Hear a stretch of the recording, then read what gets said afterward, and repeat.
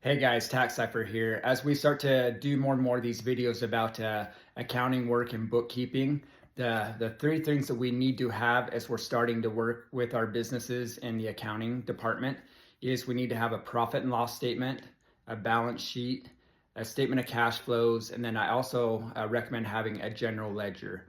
And so once we have those, then we can put together all of our financial reports.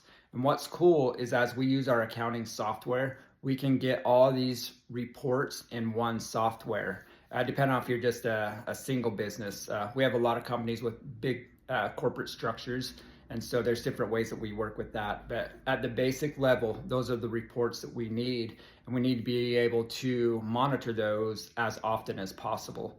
So one thing that we need to talk about just real quick, just so you can kind of get a little bit of an understanding, is how a profit and loss connects to a balance sheet statement. And so let's say that we have clients that buy a lot of real estate. So when we buy a piece of real estate, a rental property, that's not an expense, that is an asset that goes on the balance sheet.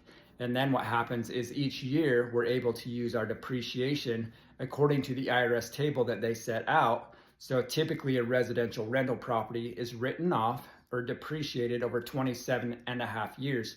So each year we get a piece of depreciation that's going to be hitting our profit and loss statement, or our income and expenses, however you guys refer to it. And then the difference always has to be hitting accumulated depreciation on the balance sheet. And so that's how those net work together.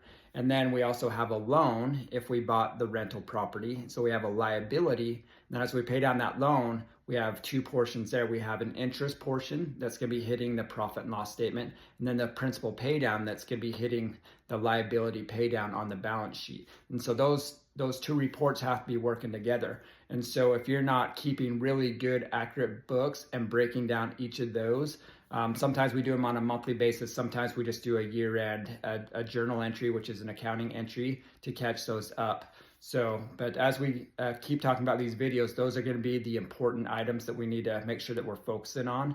Once again, is profit and loss, balance sheet, statement of cash flow, and then also that general ledger, which is a transaction listing of every transaction. So hopefully this helps. And as you know, we are taking on new clients right now. We're probably taking on maybe 1 to 3 this month. So if you have any interest in doing some getting your bookkeeping done by a professional, please reach out.